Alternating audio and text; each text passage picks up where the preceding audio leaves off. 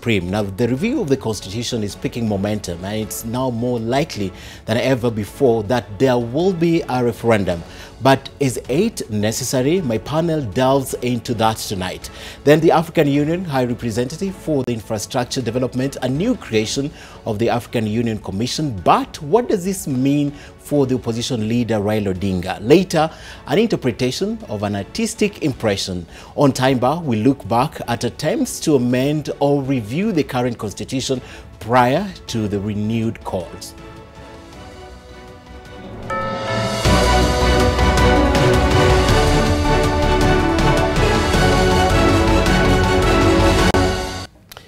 But first, my take. Now, it's been a year after the acrimonious election. The country is increasingly getting electrified by politicians running around pushing for constitutional change through a referendum. Already, the air is getting polluted, and any visitor will be excused for thinking that elections are nigh in the country. It's simply being insensitive to the needs and feelings of voters who are hurting, having gone through a gruesome election and contested outcome. That's the presidential poll that left the country divided right at the middle. Now, we do object to the push by politicians for change of the constitution. In the first place, nobody has pinpointed the actual clauses that want revised, and for what reasons. And second, we are alarmed that it is the politicians pushing the agenda without any reference to the citizenry. Now, the danger is that should that campaign succeed, it will only provide politicians with a chance to mutilate the constitution and cut deals they serve their own interests, but fail to do anything that serves the interests of the people. It will simply benefit the politicians, not the citizens. Now, the quest for constitutional referendum presents two unsettling scenarios. And first, it does not give Kenyans a chance to fully implement the Constitution and realize its full potential. Several provisions of the Constitution remain unrealized, and it will be presumptuous to argue it has failed when it has not been allowed to mature and run full cycle. And second, the referendum will be a midterm election fraught with all the inherent perils, bearing in mind that Kenya has had two referendums in the past 13 years. That's 2005 and 2010. Another one this time round, and followed by a general election in 2022, would mean we would have held 8 elections in 20 years, an average of one every 3 years since 2002, and clearly that will be dubious distinction. We are not convinced that the problem is the Constitution. Indeed, good governance is expensive, and we cannot run away from that. In itself, the Constitution provides for integrity in public service, but that is never adhered to, a clear show of indiscipline and infidelity to the law. Our view is that calls for the referendum is premature, an unnecessary distraction, and should not preoccupy our minds. Now, Kenyans have better things to deal with and to do. In the words of Abraham Lincoln, the 16th President of the United States, government of the people, by the people, for the people, shall not perish from the earth. My guests tonight, Martha Karua, Joseph Nyaga, and Millie Odhiambo. My name is Ken Mijungu. The hashtag tonight is Sidebar at NTV Kenya. At Ken Mijungu, SMS feedback line is 20868. We'll be sampling a few of your views tonight, and Sidebar begins right now. Is that our priority right now is not so much asking what changes do we need, but asking within the structure we have today, what is it that we can do right? The questions that we think are going to be the referendum questions. I actually know the new referendum questions. The referendum questions are twisted and determined by political actors who want certain outcomes. What we should be asking as a people who are outside the political establishment is what are our other minimums? Even as we do that, what is the trade-off we're going to have with the political establishment? A good point to begin, ladies and gentlemen, and the first question is this even necessary? I like to begin with that each time I discuss the issue of the referendum. So I'll begin with you as an active politician. Is it even necessary to have the Constitution reviewed? Thanks, Ken, for having us. But I'd want to say that today your editorial is pretty strong. you've taken a very strong position, which is not very typical of nation sidebar. So having said that, though, I want to say that is a referendum necessary? Probably yes. And probably yes, because I was part of, it's very interesting, all three of us were part of the constitution making process. Martha and I actually sat in the select committee on the constitution, and there was a lot of give and take. And having gone through, you know, the constitutional review 2010 up to now, I think that's now like 8 years.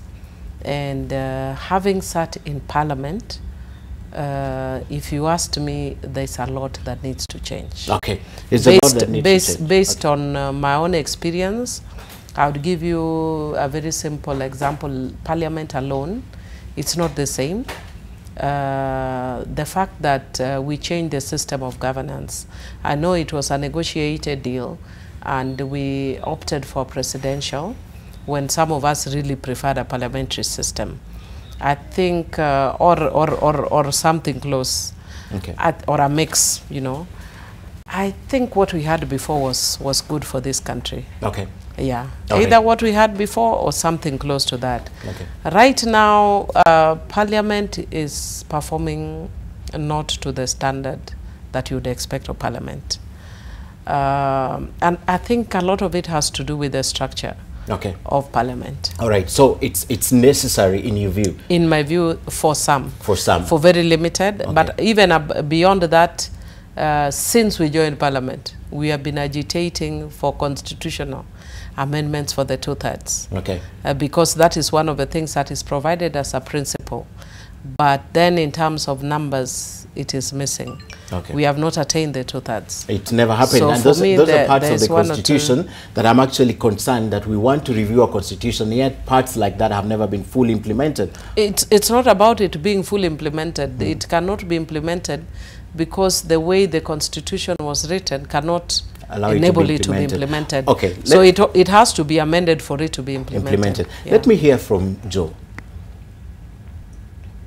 This process took many years to get us to where we are.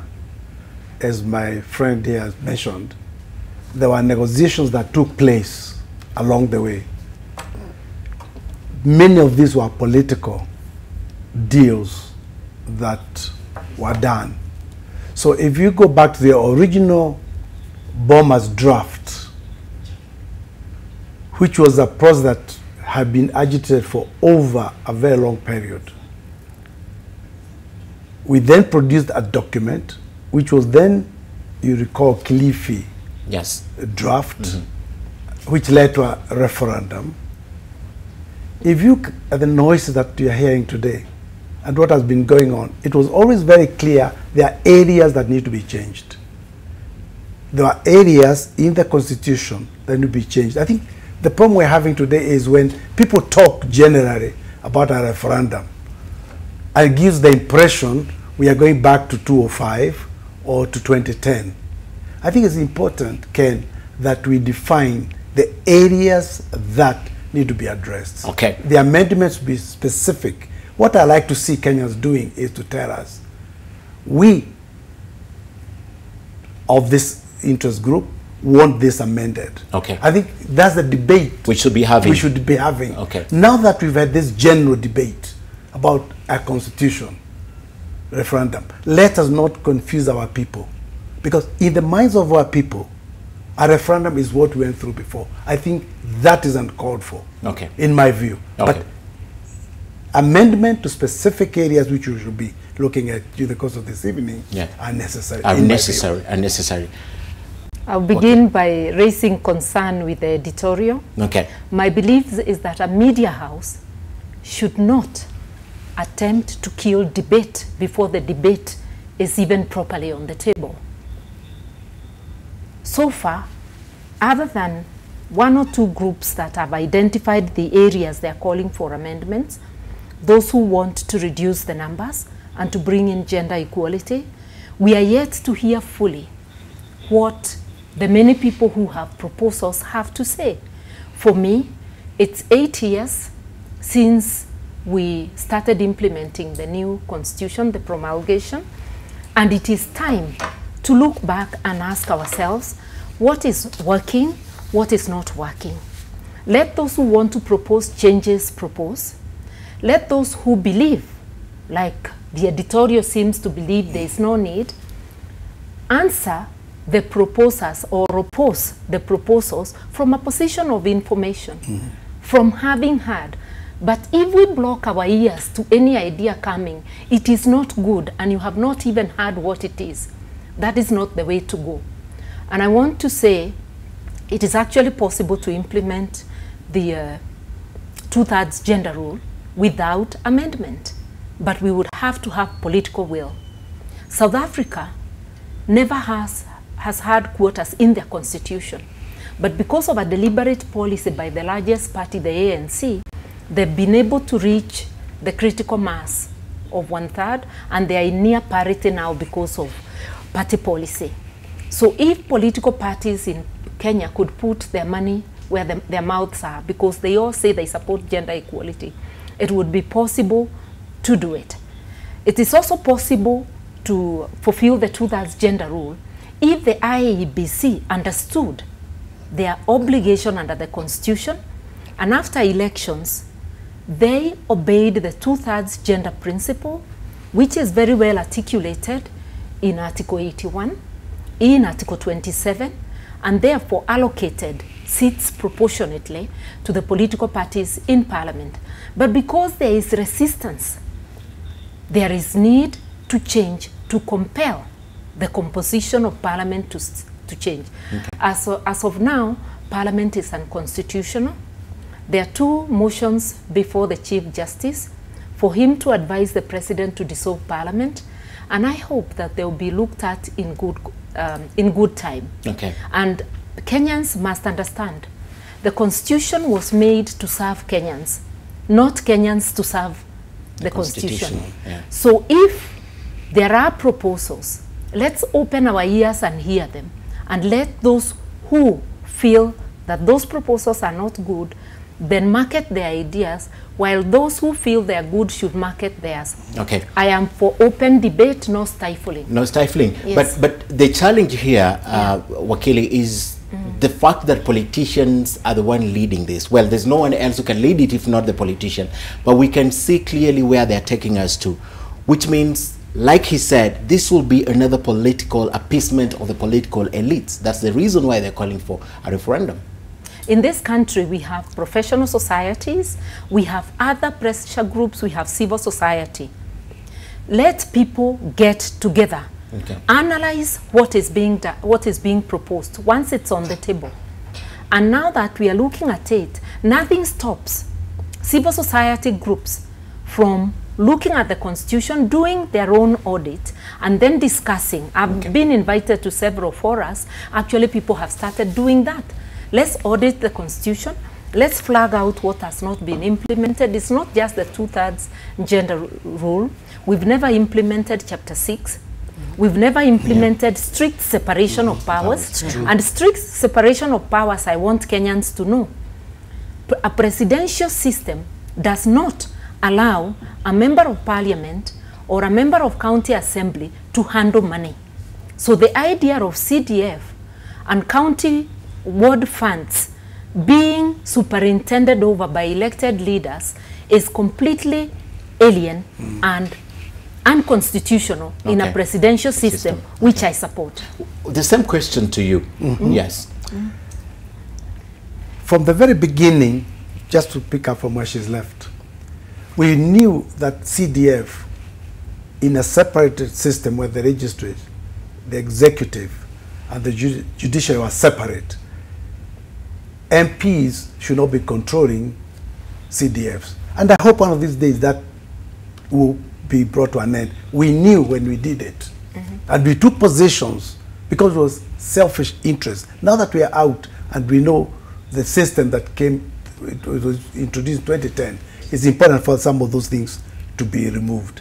I'm very clear in my mind, having participated right from the beginning at the Bombers process, that the initial draft that produced almost a hybrid system.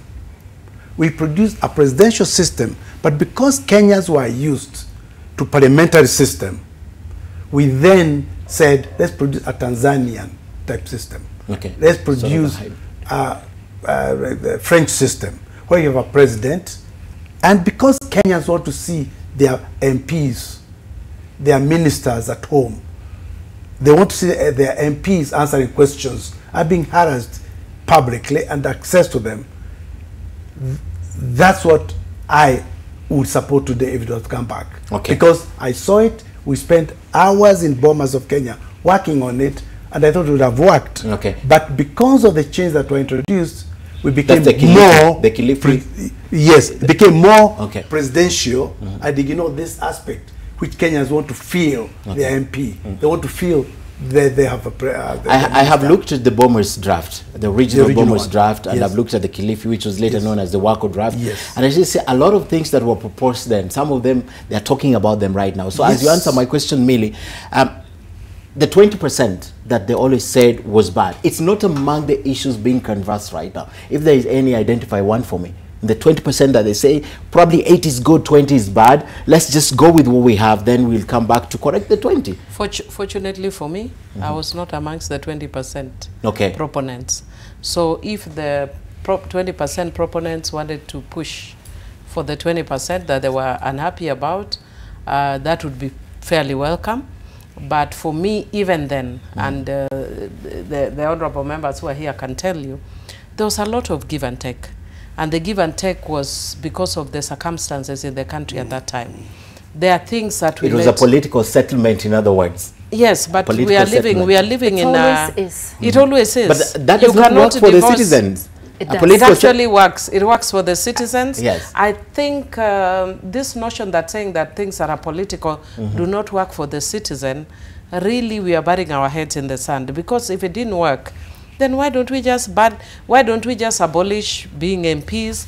Why don't we abolish MCAs? Why don't we abolish presidents? Because it's the people who elect them to represent, and underline the word represent. So we can never do away with that. Okay. You know, politicians are like Jevda, sweet and sour. So you have to live with the sweetness and the sourness of politicians. Okay. So, and because of the sweetness and sourness, we do represent. There may be things about politicians that people don't like, but unfortunately, they are the people's representatives. They are the ones who voice what people want. And if you ask every Kenyan right now, that if you see the performance of the current parliament, and the performance of the parliament where we were with Honorable Martha and Nyaga, there's a whole lot of difference. Okay. And it is not the people. In fact, we were talking about the composition earlier of the members of parliament now. In fact, you have a lot of, the age category is about 35 to about 40 now, the average age, very well educated. But the system that we have does not enable parliamentarians to actually adequately represent their members. So it is one of those things, it said, the English says the proof of the pudding is in the eating. We have been eating for 8 years. Okay. Even Parliament, the last Parliament that ended last year, did an audit of the Constitution because we said, yes, we've gone this far. It was Reverend Mutawa Musimi led. And the issue was, what do you think is working and what doesn't work? Doesn't work. I agreed with them on some, I didn't agree with them on some, but I think it's time that we actually looked at what works and what doesn't work. My concern, ladies and gentlemen, is there's a lot of these things that have been said about this country that we have seen work without even necessitating the constitutional change. I'll give you an example. About a year and a half or 2 years ago, the president said, mnataka nifanye nini in the fight against corruption, right? Yeah. We did not need to go back to change the constitution to see the current goodwill and fighting of corruption. It's working for Kenyans. Kenya has been on a warpath. After the handshake, people are peacefully coexisting. Now they're saying that we need to accommodate more people in the government. And we need to change the constitution to do this. We've seen a lot of people get into the government. We have not changed the constitution. So why do we then need? Is it a problem of leadership or is it a problem of the law that we have working? It is both. The problem of leadership is the caliber of leaders. Millie has said Parliament is younger, it's more educated, true. But the output is not commensurate with the two things given. What we are seeing is a return of the patronage system, nothing to do with the Constitution, where leaders flock to follow the big man, if you like. Politics of handouts, much as people will deny it's an open secret, where you troop to events for which you have been provided for. When it happens that way, reason goes out of the window, and as the English say, he who pays the piper calls the tune. Yeah. So independent thinking and independence of action in Parliament has died in almost everybody, except for a few, because we can discern good representation from one or two. I want to say this to Kenyans. I personally do not believe that we should return to a parliamentary system. Why? A parliamentary system, there is no separation of duties. The watchdog is also the implementer. You cannot audit yourself. A presidential system has complete separation of powers, that the county assembly members and members of parliament, that Senate and National Assembly, should never go anywhere near money or implementation. All implementation of devolved funds should be by the governor and his executive. Then these three groups should audit both the national and county governments.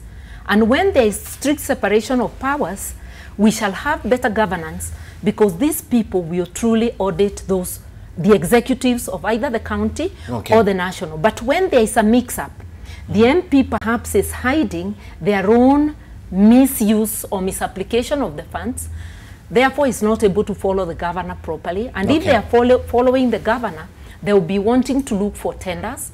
County Assembly is looking for tenders. There is a mix-up. We were in 2002, after the Coker report, parliamentary remuneration and allowances were upped so that Parliament could become a full-time job. Parliamentarians took the money, and I was one of them then, and most people did not become full-time. Therefore, it's like a con on the people.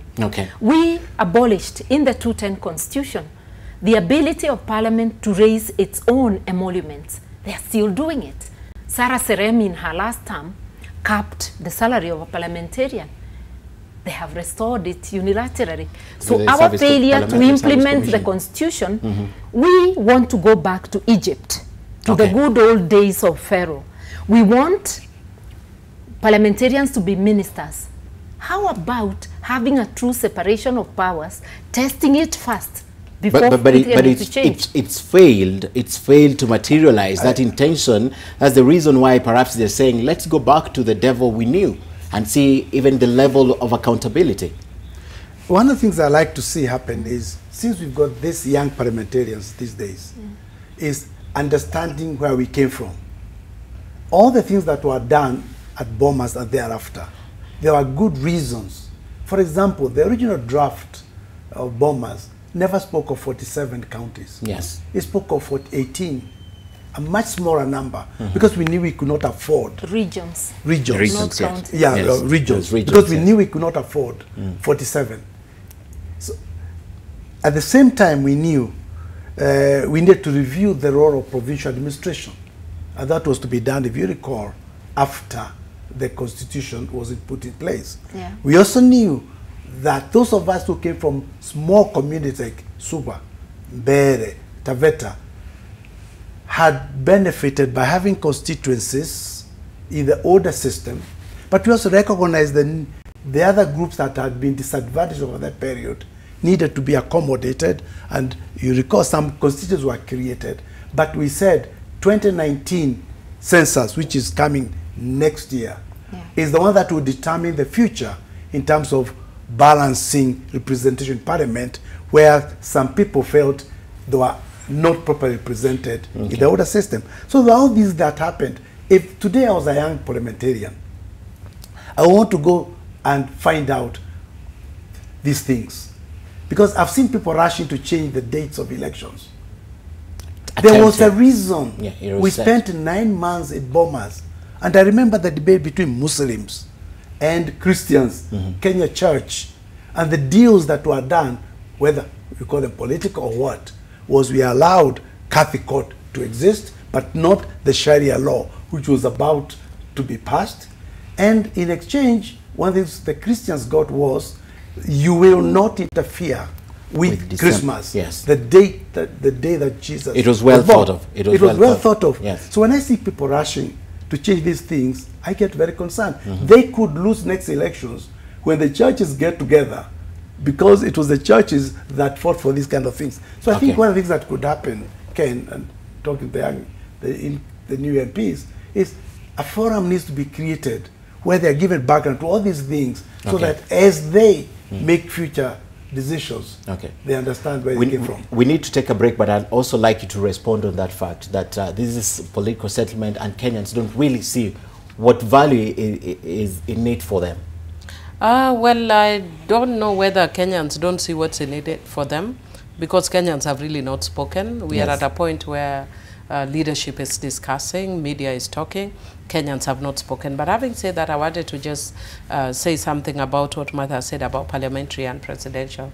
I am very strongly for a parliamentary system. And the reason I am is because if you look at our counties, they have actually, you know, they have a semblance of near, you know, separation of powers. They have it much better than us. They don't have a ward development fund, at least Homa Bay County doesn't have. Kisumu County doesn't have. But look at them, dysfunctional. The reason they're dysfunctional is because of the pressure that is coming from the same group that we are saying, the Kenyans. That when I go, I've just come back from Suba this morning, Suba North, this morning, and everywhere you go, everybody has expectations of you as a member of parliament. And you are not going to tell people that, oh, you know, my role is only legislative. It's a culture that we have adopted, unfortunately, as a country. So we need a sui generis system for Kenya that responds to those realities. And that is why we need that hybrid system that takes into account our legislative, but also some semblance of executive roles for a member of parliament, because it's our reality. I contribute to funerals, I contribute to Arabes, I contribute to education and dispensary and all of all those things. Yes. I'd like to take a break, gentlemen and ladies. When we come back, I'd like us to separate the real issues now, and what people are talking about, because we've had a lot of proposals. And the first time there was an attempt to change the constitution was straight after the election. That was in 2013, when then CORD felt that we needed stronger laws to ensure that we have a credible election in this country. And it's gone all along. That was just 3 years after the promulgation of the constitution. So it's not true that we've tested for 8 years. People have had different things to say about this constitution. So we'll try and separate those facts when we come back. But first, let's take a look at some of your feedback. We have some on Twitter. All right, Donafric Photography says we should not look at the constitution, we should look at what we need for our country. Kiplimo Towe Kwaya says, does it necessarily mean that we change the constitution if it doesn't favor us? The monkeys remain the same or are the same? And we have one more. All right, Kagumba says, yes, it's necessary to amend. We just took the 8 years to understand it deeply. And finally, there are areas that need to be addressed. That's the last one. All right, we're taking a break. All right, there's one more. O'Neill Otutu says, change is not until economic and social rules work for all the Wananchi. Then nothing is working. Right, on that, O'Neill's note, we're taking a break. When we come back, I'd like to talk about specific issues conversed by different people. I'd like to go back to precisely 2013, the first attempt to change. We've seen Pesa Mashinani, Okoa Kenya, all those. So let's try and separate the issues when we come back. We take a break. Stay with us.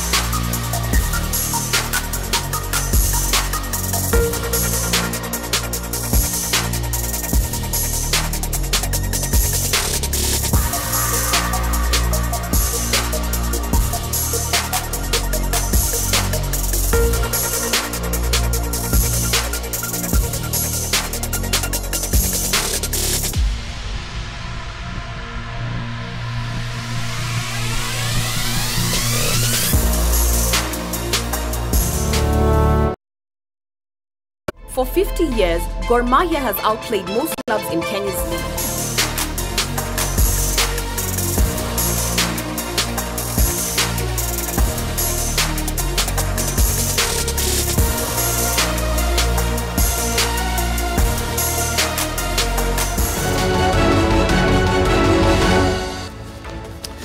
And welcome back. With me in studio, Martha Karua, Joseph Nyaga, and Millie Odhiambo. We're discussing the referendum question and we're trying to answer it.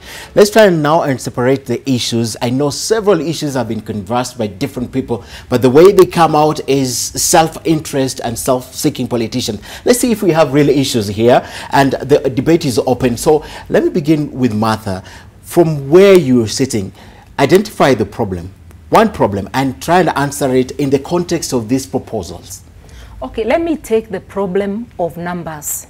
Numbers not merely because of the expense, but because when the house is too large, like a parliament of 350, it is impossible to have meaningful debate. We've watched them and we've seen, you see? So reduce those numbers to practical numbers that can help people engage meaningfully. And this goes for the county assemblies as well. And there is a proposal by the Third Way Alliance and by former members of parliament.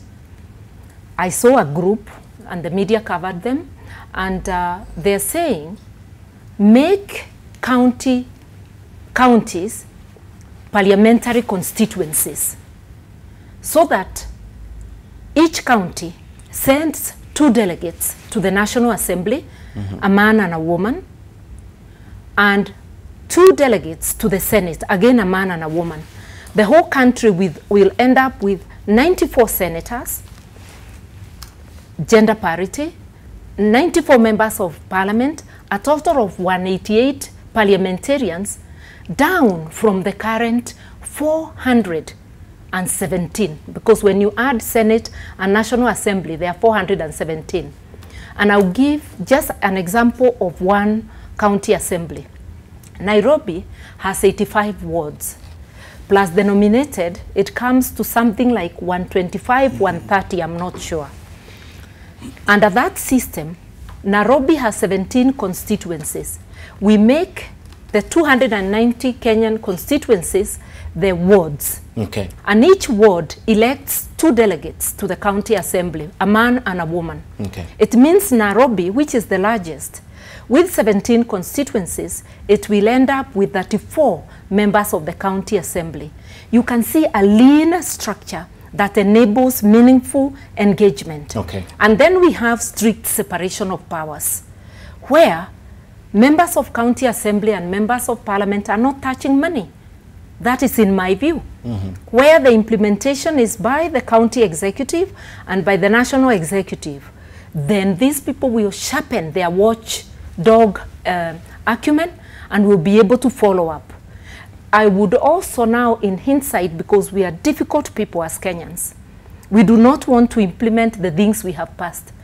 Let us see how we can accommodate the issue of personal responsibility in the constitution, so that accountability is personal, from the messenger to the president. I am concerned with the proposal the members of parliament do not touch money and MCAs do not touch money. Yeah. Members of parliament have been accused to use, for example, CDF as their pocket money, right? I've had a member of parliament who's told me, you know, part of the CDF has to go to his pocket. Part of it, if it's 10 million, 10% has to go to his pocket, but he'll ensure the 9 million works for the constituency. Is that something that they'll really pass? Is that something that, if it comes to, as you tell me also what should be changed or the problem, do you think that's something that will say through parliament? Well, I don't know how that, I would love to know how that member of parliament works, that he is able to get the 10% into his pocket. I would really love to get the same for my pocket, because under the CDF Act, it's very difficult for a member of parliament to get a CDF money into their pockets, because of even the way it's structured under the Act. It's one of the best managed, if you ask me, devolved funds. Okay. In fact, part of the reasons that we're having problems at the county level is because we don't have a similar structure.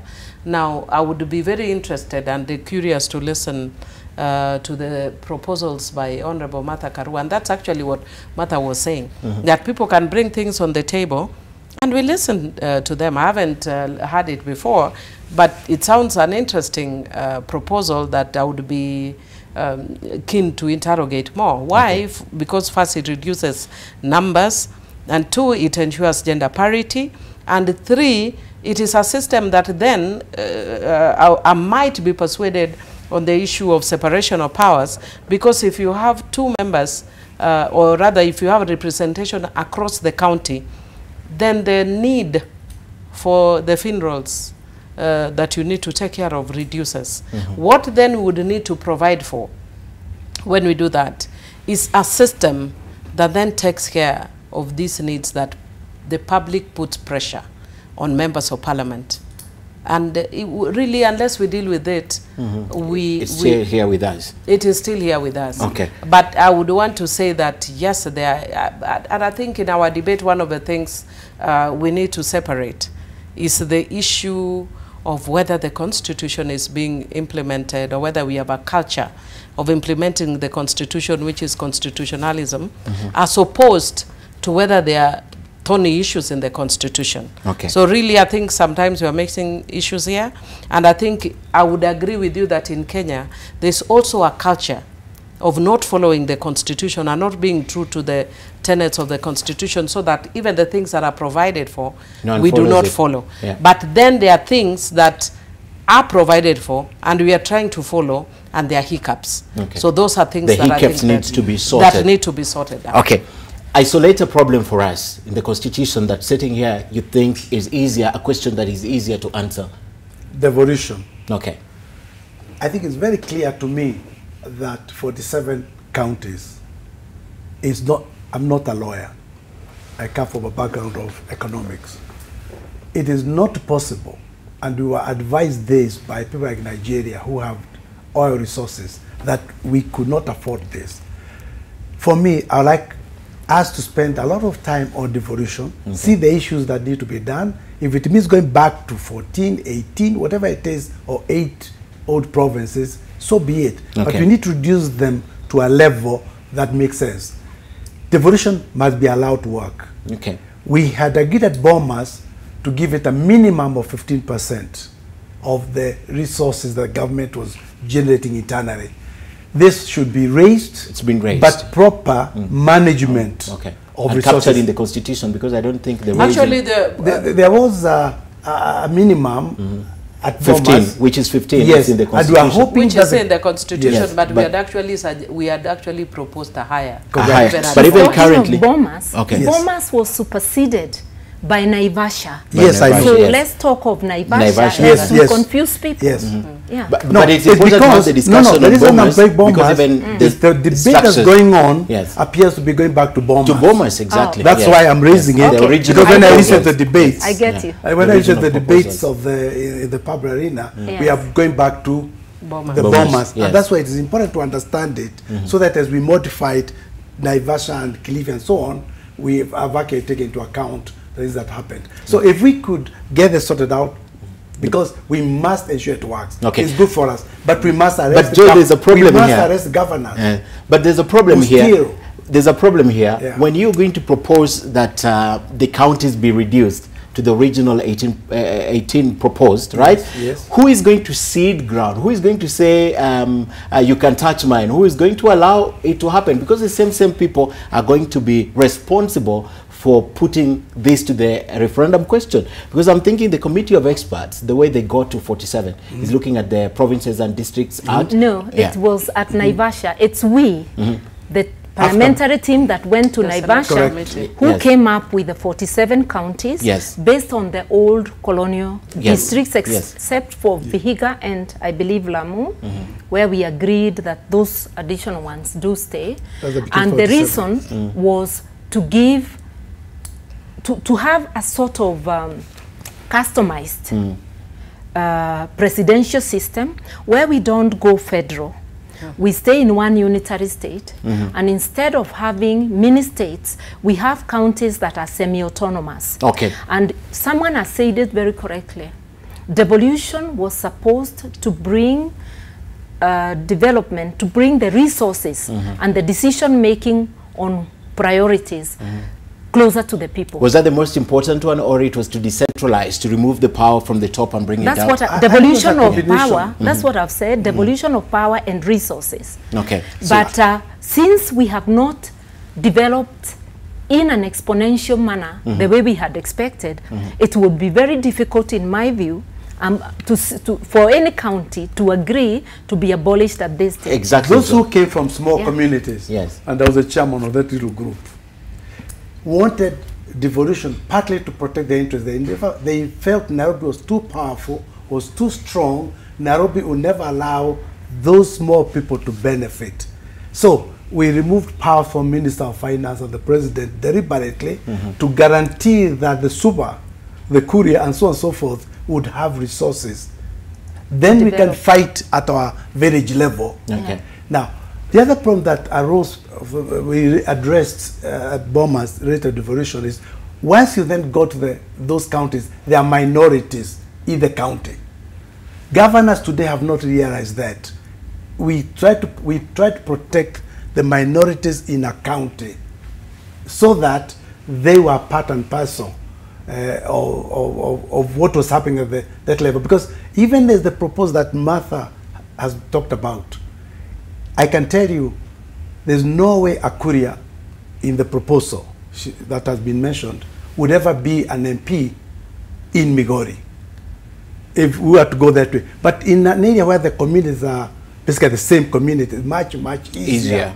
Yeah. But where you have minorities like where I come from, it becomes very tricky how to balance this. And those are some of the areas that we try to address right throughout, and even at Naivasha when they met in Naivasha. Okay, but Naivasha, okay. Millie, I wanted to talk about Naivasha. Well, I think, as I've said before, that Naivasha really was a lot of give and take. Give and take, and when we are talking about the numbers, and I want to agree with Honorable Martha, that even the 47 numbers, if you remember, Martha, the original numbers, even for women, was 100 and something that was in the original draft. And because the men were digging in and they said we are not adding any more, I mean, we are not adding any numbers of women into parliament, then we negotiated for a number which we knew was less than the constitutional, you know, standard or principle, so that we would actually in effect say that the constitution itself is providing conflicting, you know, provisions. It has a provision, a principle that provides for 2/3, and then it has a provision that goes against the same 2/3.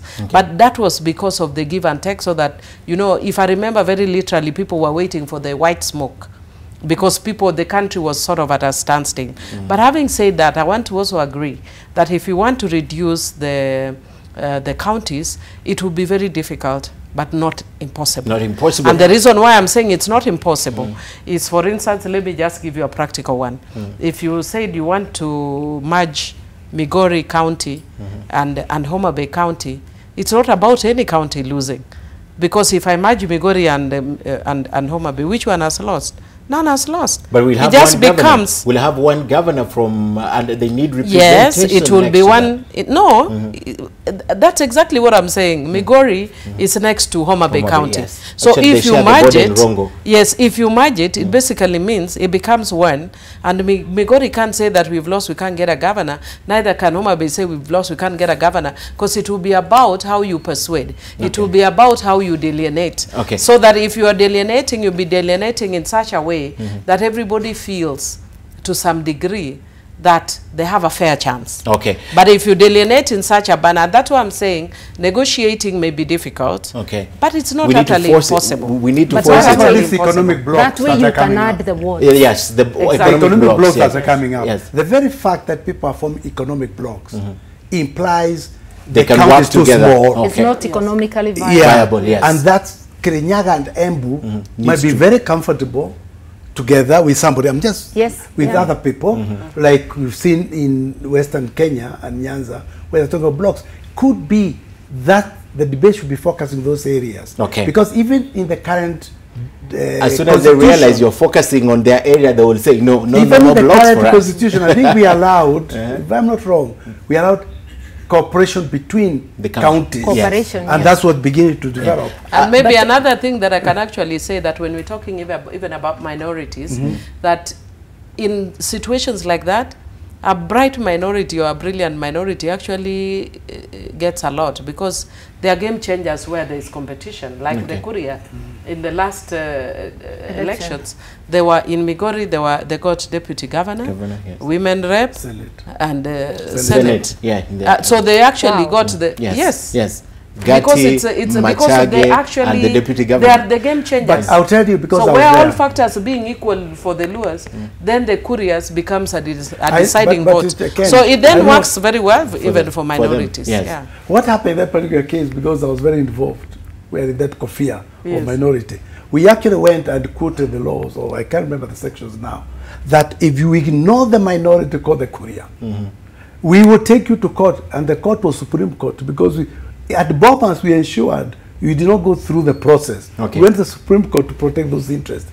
That was part of the political games that were played. But even now, actually, even from the actual, the real politics, the Kuria have become the most important vote. The determinant. The determinant vote in Again, Migori County. You still can take care of minorities in a larger county, because the proposal that constituencies become wards, if counties were to merge, then that would have to change so that you increase the wards and you are able to get representation. If actually the constituency becomes the ward, then every grouping will be able to get representation in the county assembly. Okay. You see? This is a question from the Secretary General of Third Way Alliance. He says any attempt to reduce the number of counties is an attempt to kill devolution. So as soon as it's proposed, that's Fred Okang, as soon as you propose the reduction in counties, then it's a move seen to be aimed at killing devolution. I don't think so, because actually the original framework was for fewer numbers, and with the bigger regions, and the bigger the units, the more effective they are. But when you actually have these smaller units, then it means somebody at their corner. It becomes even more difficult to oversight these people at their small corners. But when you have, look at 47 numbers, how many people in Kenya are able to oversight what's going on in Omabe, what's going on in Makueni, what's going on in wherever? But if they are smaller, then it becomes easier to then oversight. Millie answer that. The attitude that a proposal different from yours is killing devolution is again stifling debate. Give yourself time, hear what is being said, and then compare. Otherwise, people will also block ears to their own proposals. Exactly. Let this be a marketplace of ideas, and at the end of the day, whoever convinces the majority, or let us negotiate with each other and come up with a proposal. This is not the first time people are attacking numbers. Even in the last parliament, there was a proposal which never saw the light of the day. So the idea of amending the constitution is conceived in the constitution itself. I am saying let's debate soberly and let us hear each other. And for those who are saying this is for politicians, a political settlement does not mean that politicians benefit alone. The constitution in Naivasha and both even in Bomas was a political settlement, yet it brought devolution, which is benefiting the common mwananchi.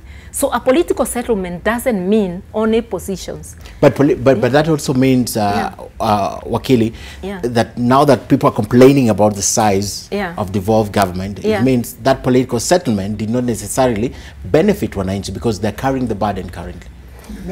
The greatest burden the Mwananchi is carrying is the burden of corruption. Exactly. The total money spent by counties does not equal the 1/3 of the budget we are wasting on corruption. It does not equal the 500 billion given to parastatals, most of which are not performing and most of which are stealing. I think corruption at the national level and the county level is messing up devolution. If today a few people are jailed, not arrested, jailed, and we saw them inside, and I don't mean little people, I mean big people, Kenya will change. Until we address the problem, we've just transferred corruption from the top to the... But at least at the bottom, it's felt, because if a governor is corrupt, they'll put up buildings. That's the reason my friend, the money will be decentralized as opposed to being at the top. That's what we thought. But when money is stolen in Embu, in Marsabit, for example, give examples, in Wajir, and buys properties in Nairobi. Or abroad. It doesn't help them. It does not help. The pain is the same. Yes, it does not address the issue of what we thought that we would see development in Kakamega. And there's one example you can give. Yes. Health is devolved. Why aren't we seeing changes in the way access to health is being handled in many counties? It's just because we have devolved the corruption as well. You know, it's even interesting, if the counties were working effectively, nobody would even be talking about numbers. But in fact, people would be guarding the counties very jealously if they were effectively working. But because people are seeing that they're not working, that's why people are saying, perhaps because they are too small, that's why they're not working. So we are at a point, actually, as Martha says, that you bring things on the table. We are saying there are some things that are actually pinching, and there are some things that are not working as effectively as we thought. So we are saying, let's bring, you know, discussions to the table and see where do we think there's a problem. Is it, for instance, in the sizes of the counties? Is it a corruption issue? Which, of course, that one I think we are all agreed that there is. That's why I was telling you we need to look at the issues of implementation versus actually, you know, the structural problems. And for me, the structural problem is, did we design some parts wrongly? But then there are some we designed well, but then people are not following what we designed well. So the debate will then separate the technical from, you know, implementation issues. One last I think there will always be referendum.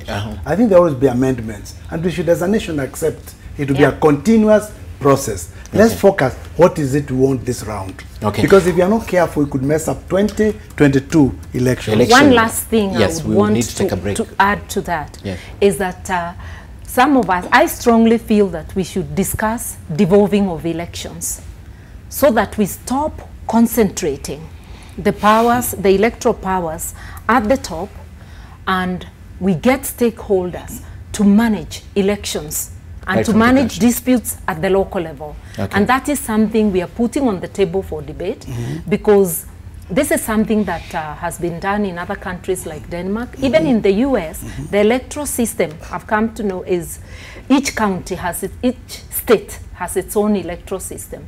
We need to find a way of getting away from the electoral fraud that keeps on recurring in this country, and we need to discuss. That may not be the solution, but as a proposal, can we begin talking? All right. On that note, we are taking another break. When we come back, I'd like to finish with a discussion on one area that I've seen the three of you avoid. Also, there's a proposal on the executive, right? There's a proposal right in the executive. You have a presidential, a president who is ceremonial, and prime minister. It's a proposal that we've seen. I'd like to discuss that. But first, let's take a look at some of your feedback, just 2 or 3 messages. Then that's Honorable Kipkemoi Chumba Nicholas says, Constitution must be changed since leaders are looting us daily and night. Our parliament should be reduced so as to become effective and reduce tax burden on Mwananchi. Let's endorse Punguza Mzigo initiative by the Third Way Alliance. That's from Kipkemoi. Mato Fisher says, I agree with Honorable Martha Karua that a parliamentary system is unfavorable for this country. With the politics of handouts, patronage, and the recent corruption allegations in parliament, Kenyans are likely to get a president they don't deserve. Okay, and we have one more. All right, Vincent Lastman. The people who brought this constitution did not consider the budget factor. We are overrepresented. That's why our legislators are fighting in the county and national assemblies, because they are idle, they don't have anything to offer the people who elected them. All right, that's the last one. We still have a lot coming in. I see them on my screen. We'll try and talk about them next. When we come back, ladies and gentlemen, I'd like to talk about that proposal on the executive, because that's one of the things that is really exciting people. All right, let's take a break. We're back with Sidebar in a moment.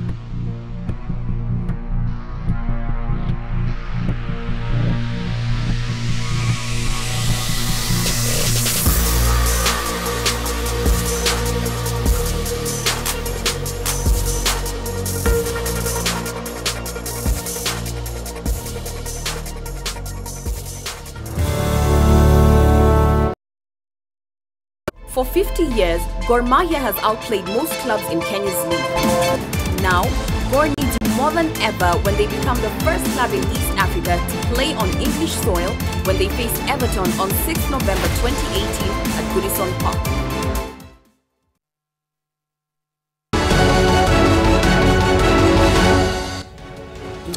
Right, welcome back to Sidebar. An interesting debate here.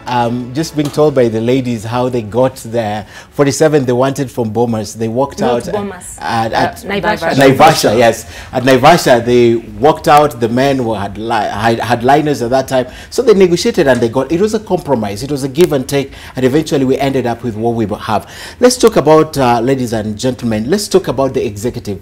That proposal, I think it's causing a lot of hate. If you look at the sentiments of the deputy president, it's at the level of the executive, yet none of you has spoken about that as a problem that needs to be sorted out probably by a referendum. So let me start with Martha again. But why should I do anybody's work? If the deputy president or his supporters think that it's not a good proposal, let them come out and say why. I don't want to be anybody's mouthpiece. Yes. I have said that we must listen to each other. You can't just tell me that it is not good to change the system before I hear the reasons why someone is proposing to change.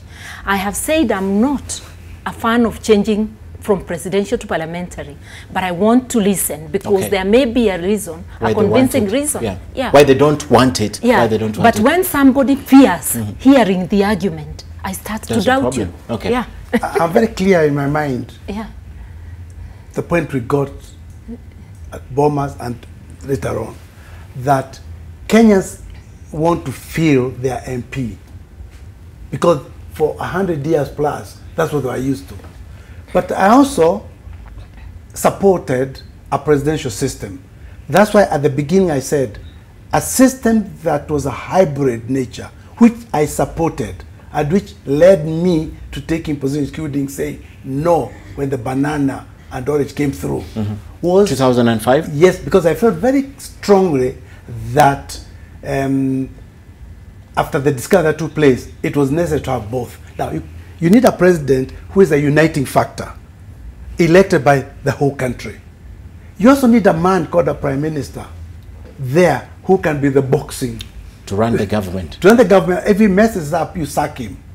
So the president and the can sack the prime minister. Yes, that's what I call a system. Yeah. The one they are discussing today of a ceremonial president is not something that the system in Ethiopia is not something that has been discussed so far. People can bring it up, but I supported and I still support a presidential system, but with a prime minister who can be the man that faces the heat on a day-to-day basis, or person, a prime person, a prime person who takes the heat, ministers take the heat questions, and the people feel we have our MPs, we have our ministers. And it enhances accountability also in the government. We need a person called a president who, because he's elected by the whole country, then he becomes the uniting factor. But when he gets there, then he must know the responsibility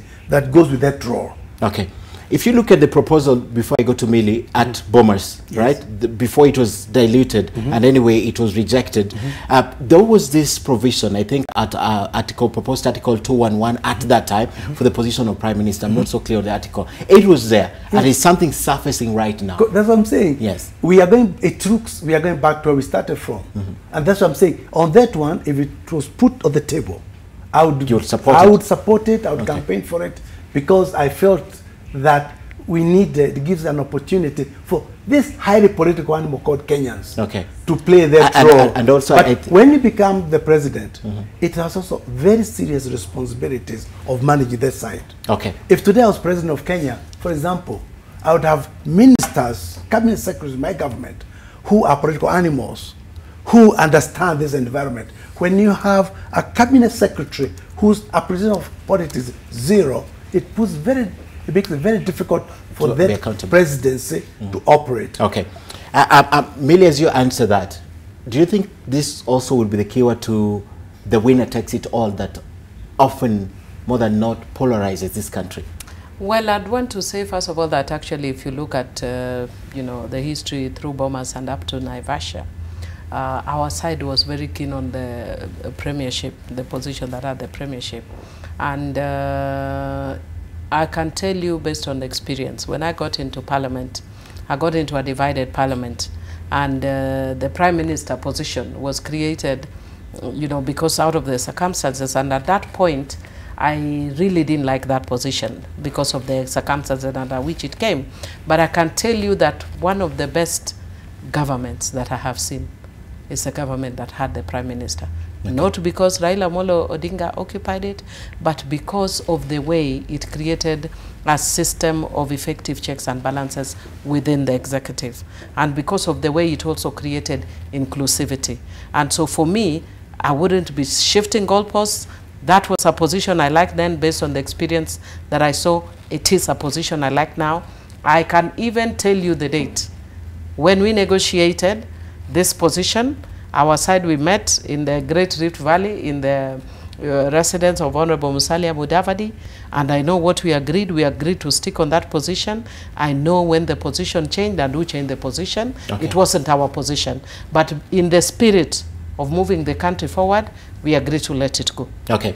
The Justice and Constitutional Affairs Minister, just before Martha Karua, that is the Governor, Kiraitu Murungi, he said, we interviewed him early in the week, or late last week, actually it was Friday last week. Kiraitu Murungi says, this is a process that is supposed to be taken over by politicians. They lie to you that they are leading you into this good thing, and eventually they take it up. And he says that the question that you will eventually answer in the referendum is not the question that Kenyans or the Wananchi usually push for. How true is that? Because you all participated in the constitutional making process, right from the bombers. I don't agree with him because we are very selfish. I was in the constitutional review for the entire 20 years from the time we started the formal process in '98 to the time 2010 when we got it. And the questions that we discussed as opposition then, as civil society, are basically the questions that came. There were additional issues, but the main issues Kenyans wanted are the issues that went to the referendum. Okay. My caution to Kenyans of all walks of life is that this is your time. When politicians propose the question, come into the debate and come with your packages as well. Okay. And let there be proposals by more than one group, so that when the Electoral Commission sits down to frame the question, it is framing several questions, so that your issues are not left out. Okay. I would like to see as many initiatives to amend the Constitution based on what people feel, so that we are forced to sit down and negotiate what goes to the referendum. You said we are very selfish. I'd like to take you on that point. Yeah. Because we push things that are of interest to us as politicians or ex-politicians. Having said that, I think we need time. We should spend the next 1 year educating people, getting the Kenyan population to articulate the things they want. A year of that before we start pushing it. If we push it too quickly and too harshly, we're going to produce 208, 207 situation. So from where I see it, I think it's important that the cooperatives, the various actors play their part by introducing what they feel has gone wrong, what needs to be done between now and then, and you can't rush this process. If we say we have a 2-year cycle, that gives us sufficient time to debate, and we spend time educating people on the need to come up. The trouble with the Kenyans, they will murmur in the bars, they will talk out there, but they will not come out with specifics with what they want. And that's how. Is it guaranteed if they come out with specifics, is it guaranteed they'll be heard? Then there should be a system. There will definitely be heard. Yes. Okay. And I can tell you, in fact, I'm glad that Martha has raised it, because in the same year that she's saying, I was actually part of the process in Ufungamano as civil society. Yes. I came into the constitutional process, a very young girl, civil society. I even then, I remember even, yes, and as feeder. And at some point we even disagreed with the political class when they moved for minimum reforms because the time was late and they said, let's do the minimum reforms. As civil society, we were not agreed, but then because, you know, elections had to be done, they went through with minimum reforms, and then after that we picked up, you know, the debate again in earnest.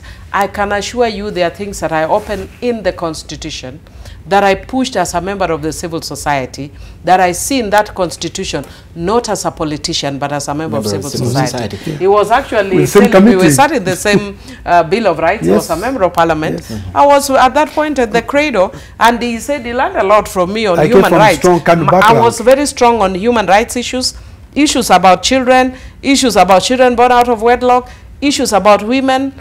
We pushed those issues, and I sat in that committee as civil society, I like what you're telling me, but you have to agree with me that the civil society we had then is not the civil society we have right now. It's the same as the relations if they have not been co-opted, they have been compromised. You have to agree we don't have the same civil society that will act in a good way. I think there's also another problem. We still have good people, and when an onslaught is led against civil society by the powers that be, then people's minds get poisoned. Exactly, and that's where we are. We still have very good civil society, and you're thinking of the traditional NGO. A professional society is a civil society. The church is a civil society. Any religious group, the Muslim group, is a civil society. Even the media association is a civil society. What I'm saying, where are the professionals in Kenya? Where are those solid groups in the countryside? Can we all start preparing our memorandums for and against the changes? Those memorandums, when they come together, then we can get a consensus. And can we have as many groups spearheading referendum? Because if there is only one group, they will put their own questions. But if there is more than one, we'll be forced to sit around. Not necessarily. I can assure you there are so many, Martha can attest to that. There are so many things that we lost. And I can tell you when it comes to negotiating, we lost on some of the biggest things that you wouldn't. For instance, the system of governance was really at the heart of our coalition side then, but we lost out on it. My party advocated for... Yes, their party advocated that they got, and their side of the coalition were not very strong on devolution. I was not on any side at that time. Remember, I had resigned from government. She had resigned. I was in the I'm saying even the side that was on the Kibaki side were very weak on devolution. They were not very keen on devolution. That's how we ended 47 counties. Yeah, but it was a compromise. It was a compromise. So it is not necessarily true. Once divergent interests are on the table, then there will have to be a give and take. Yeah. I think the important thing is the structure. Once all these institutions, organizations have come up with the ideas, whom do they send it to? We must so you are agreeing we have a strong civil society right now that can push the agenda of the I don't want to call it civil society because they give the old terminology. I spent Saturday with the cooperative movement, and we agreed there are things that are wrong, and we are going to prepare agendas and memorandum. That's a civil society called cooperatives. I'm saying civil society in the old tradition, what we used to know it generation. But in terms of interest groups, yes, I think that's what we should encourage. But whom do we report to? Who do we give in the old days to? We had a Professor Guy process that formalized it with the Lumumba, which came to Naivasha and so on and so forth. We now need to start thinking who is going to take that lead. May I suggest you what you could do? As the cooperatives, come up with your proposals and write to the IEBC that you have a question for the referendum. As women, we also can do that. As other civil society professionals, they can do that. So that when they are presented with 50 questions for the referendum, we have to sit at a round table and agree what looks similar and what is of common interest, and reduce the questions to 2 or 3. That's what I'm saying. The process should not be rushed.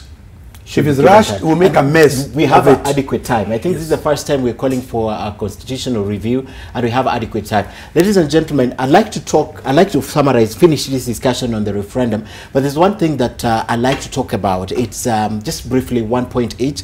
The fact that Raila has been nominated by the African Union Commission as the High Representative for Infrastructure and Development. Just briefly, what does this mean for Raila Odinga, and secondly, what does it really mean to be a high representative? I think it's very good for this country. I think it's very good for my friend Raila Odinga, and we should take maximum advantage as a country in what has happened, because it's an honor for a Kenyan to be holding that kind of position. We should be proud of that fact. What does it? Secondly, I am convinced he should not get out of Kenya. Even as he does other job, it's important he plays a role here. The handshake which has made us come together, as we go through the implementation stage to the point where we end up with whatever we'll come up with, and that's good for Kenya. It's important he is somewhere in Kenya. He should not run away. He should not get out of Kenya. Millie. Well, I can say that it just simply confirms that Raila has always been a Pan-Africanist, and that he's able to still do those tasks at the AU level, while still be the leader of ODM and still do his political work here.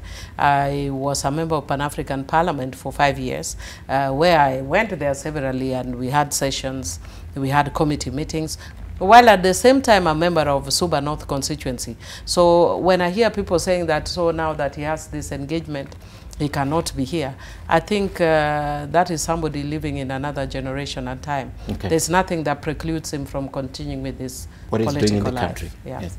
I'd already tweeted about it, and I think it's an honor to him and to the country. It's a recognition of his statesmanship, and I think people are mistaken about that role. It doesn't require him to move out of the country. He's sort of a roving ambassador. He will perform specific tasks related to that appointment.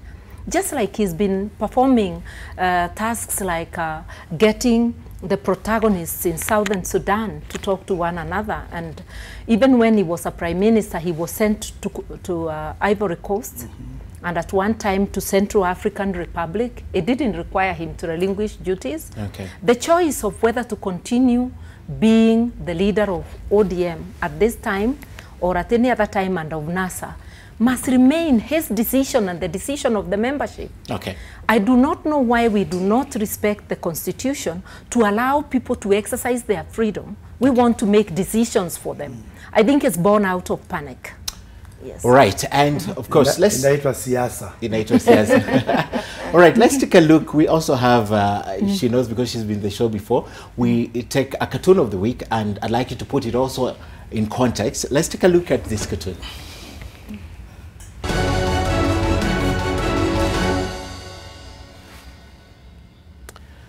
All right, so scandals and scandals. This is Gado representing what's happening in Kenya. He has just listed some of the scandals that have been there so far, from SGR, Eurobond, IBC, NYS scandal. Wanjiku is still this other side.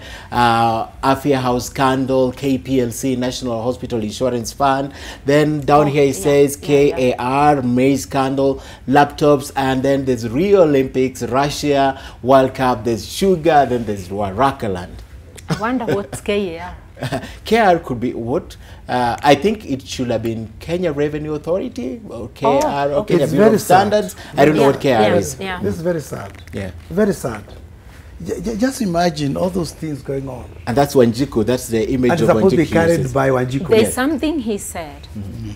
Until somebody or some people are actually jailed, being arraigned in court is good and we're happy. It's not enough. We want to see cases concluded, we want to see convictions, and we want to see the ODPP going back to unresolved cases like all those scandals listed there. We want to get to the bottom of everything, and we want to see an audit of the 47 counties, an audit of the 290 CDFs, because I don't agree with Millie that it's not it's necessarily well managed. A few MPs do manage their CDF well. A majority don't. I would tell you actually, though I didn't want to be defending CDF, but it is good. CDF is actually audited, but it can be re-audited.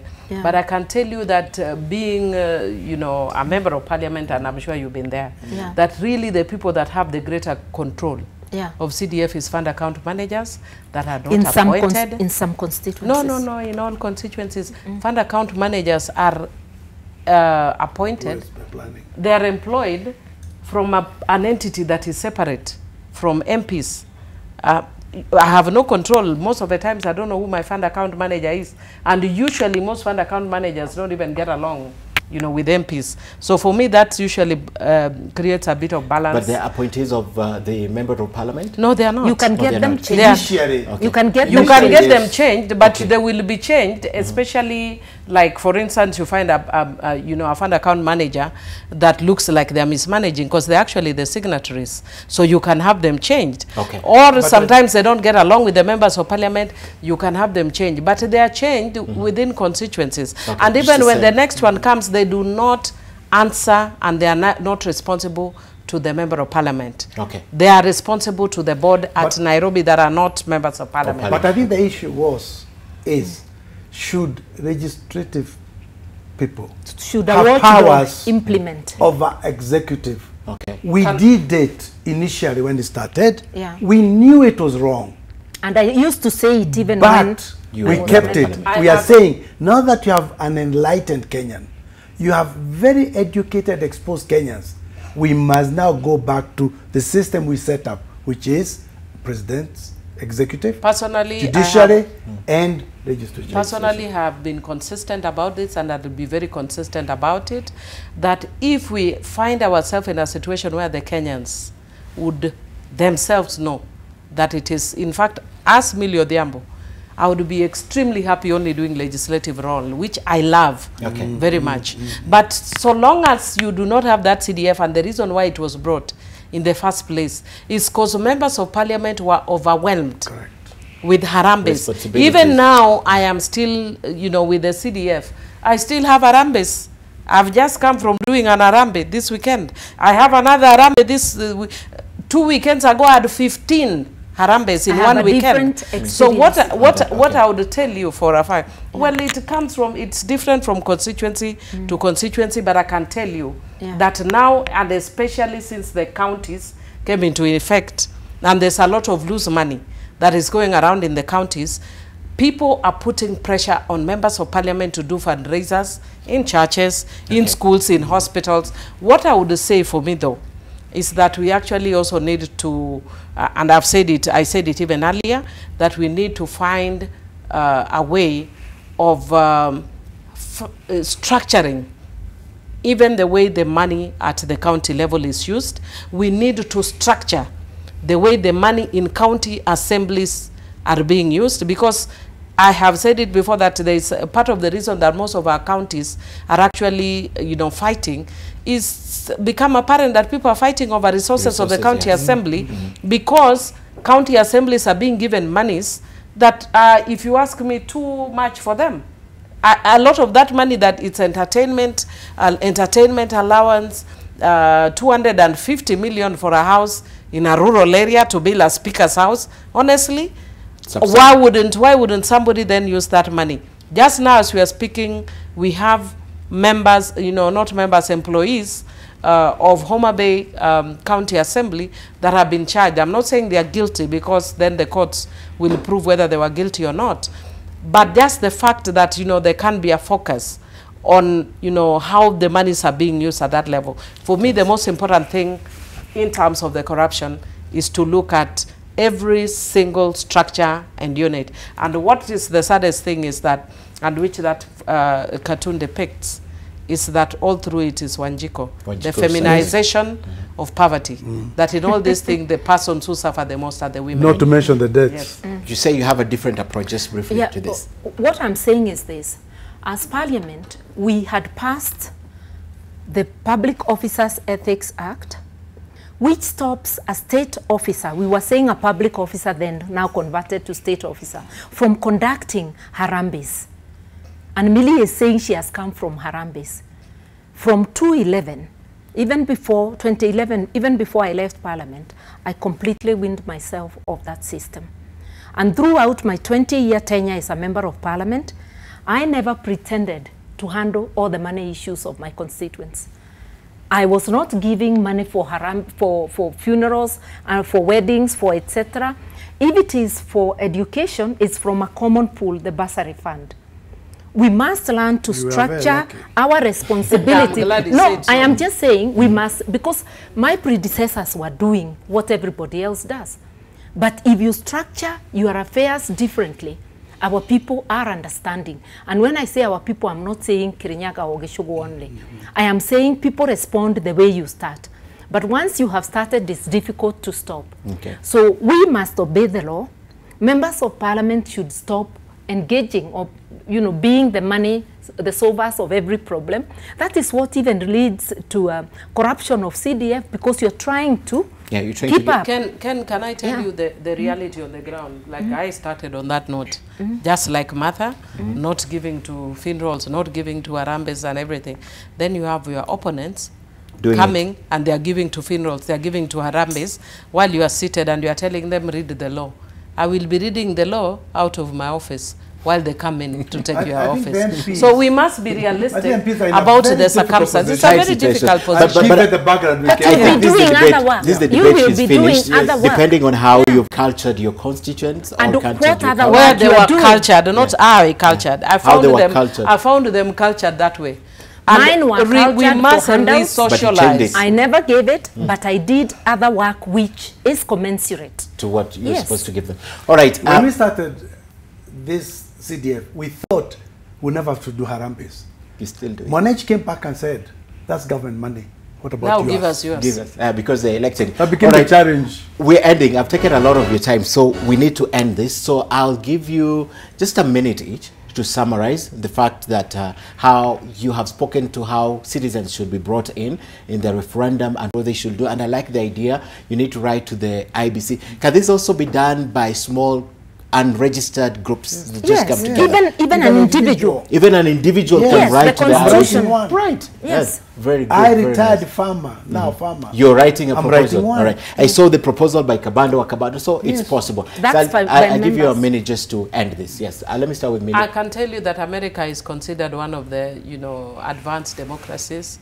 And Americans, if you talk to them, they don't talk about, article this or that of the Constitution. They talk about the Fifth Amendment, they talk about the Second Amendment, they talk about why? Because American Constitution is all about amendments, yet they are an advanced democracy. Yes. So amendments to a constitution is not necessarily a bad thing, but we need to have honest discussions about things that actually, we may have thought worked but didn't work. In the, civil society sector, that there are certain things, we used to say that when you are planning, that you can make what we call kill assumptions.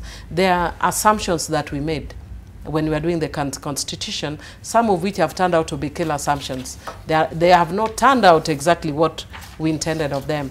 So this would be a good time to look for the kill assumptions and to separate implementation issues from structural issues, as I've said, issues of constitutionalism and issues of defect in the Constitution. Okay, well said. So, summarize it for us. We should be careful as we go towards 2022 to avoid a situation that arose in 2007. And 2007 came from some of these debates and unfinished business. So I will propose, and I hope that we can do amendments on a continuous basis. It's not a matter of life and death for Kenya. We treat this like a matter of life and death. If we want to address executive, let's do it. If we want to address devolution, let's do it. But it can be a continuous process. Politicians should not take us to a position where by 2022, we are fighting again. Okay. What I saw is not something I want to see again. But we need to address those issues. Corruption is the mother is the mother killer of all that we are trying to do in this country. Of the gains we've made. Yes. Okay. Let us respect our freedom of expression and let us exchange ideas. Let those who want to propose, propose, and let those who want to oppose, oppose. But we must hear each other in order to do this in a sober manner. We might end up discussing and finding that proposal A or B does not require a constitutional amendment, but requires a change in the way we do our politics. In governance, there are some we will find we actually need to amend the constitution. And the constitution must be dynamic and change with society. So changing the constitution or discussing changes, there's nothing wrong with it. Okay. And it is very selfish of anyone to try and stifle constitutional, whether politician, whether media, whether to stifle debate on constitutional amendments. All right. And this group called civil society includes the diaspora, the 3 million Kenyans who bring us a lot of money. They are also civil society. Who we are calling civil society now. They should be participate effectively in this debate. This thing about state office where they're excluded, they should find them coming. They are discussing it through an organization led by one Shemo Chwodo. Okay. Yes, I know. Right. Diaspora. All right. Thank you very much. Like one of my colleagues like saying, let's keep talking. For the time we stop talking, that's when we begin the fighting. That is true. All right. Let's take a feedback before we do the final part of the show. Do we have any feedback? Right, on Twitter, this is Frederick Okango, Secretary General, Third Way Alliance, always watching the show. Read about the objects of devolution under Article 174. You realize that the moment you reduce the number of counties, you will automatically deny communities the right to manage their own affairs and further their development. I think we discussed that. Yeah. And JK says merging counties will not help. The governors will demand for more money, and packages saying that the work has increased. We need more money. Let's weed out corruption and reduce the number of MPs. You're all in agreement. All right, there's a lot of feedback. Because of time, we'll not read them. But remember, we go off air, but we're still online. And finally, let's do this. Did you know that the push to change the Supreme Law began back in 2013 when the Constitution was barely 3 years old? Well, let's remind you about these initiatives. Now, the first move was backed by the governors, and then the opposition and the code. The two headed the debate, while the Jubilee Party was opposed to it. So was Nzamba Kitonga, who chaired the committee of experts. Earlier, CORD had initiated a process to collect 5 million signatures to amend the constitution. Even then, the issues were not so clear, but the governors thought amending the constitution will ensure more money to the counties, while CORD argued legal reforms will be key in good governance and reform how elections are done in the country. Now, the proposals for the referendum were also twofold. Generally, for the governors, it was the Pesa Mashinani. You remember that. For CORD, it was Okoa Kenya. Later, Punda Amechoka campaign launched by Moses Kuria, the Gatundu South Member of Parliament. Earlier this year, Third Way Alliance Party also launched the Punguza Mzigo. And let's talk about the Okoa Kenya initiative launched in April of 2015, where a bill proposed more money for counties, party representation in electoral team, constitutional protection for anti-graft agency, governors to have a say on security and ethnic balances in government, changes also proposed on election. Now, this was a revision of what CORD had on the table in January of that same year after experts drafted that bill that I've just told you about. Then there was the Pesa Mashinani drive by the governors who wanted more money to the counties. They also wanted the powers of parliament cut. Let's talk finally about the Senate. They also wanted a referendum to enhance their powers, but they will soon double down. The reason, it became apparent that this bill would still go through the National Assembly and may not see light of day, so they had to double down. They also feared that they may be linked to the Okoa Kenya and the Pesa Mashinani campaigns. Now, Punguza Mzigo by Third Way Alliance Party has already collected, I spoke to the SG this evening, about 650,000 signatures in their push to stem over-representation and increase funds to the counties. A good place to end. Thank you very much for coming for the show, and thank you for your time. And as always, off air, but we're still online. We'll be tweeting. Martha is on Twitter. She's not so active, and Joy is not on Twitter. He's old school. He's retired. Thank you very much. Remember that the women also collected signatures under Turudhimbili and the Green Amendment. The Green Amendment. Led by Agostino Neto and Daisy Amdani. Oh yes. So don't forget that the women actually collected signatures for this. All right. Good information. All right. Thank you for watching, and thanks for my crew. Have a good night. Next week on Tuesday, same place, same time, same thing. Good night.